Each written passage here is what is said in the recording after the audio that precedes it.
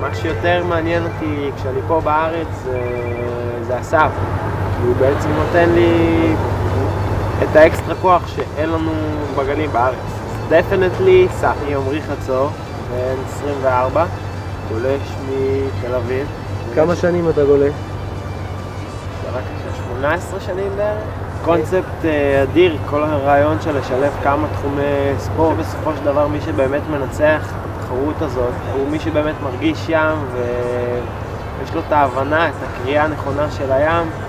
זה התחרות הכי קשה והכי, מבחינתי הכי חשובה של השנה.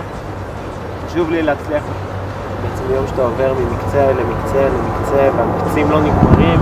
יום לפני הטריפל מכין את הגוף ליום שלם של עבודה מאוד מאוד פיזית וקשה, ואוכל טוב, ומתחיל להריץ בראש את כל העניינים של כל הסדר יום, ומדמיין את הדרך לגמר, ואיך אני שוחט כל גל וגל עד שאני מגיע לשם, והכי הכי הכי חשוב, בודק שכל הציוד מוכן, בודק שלא יהיה מצב שמשתחרר לי ליש או עף לי איזה חרב באמצע מקצה שהוא מאוד מאוד חשוב.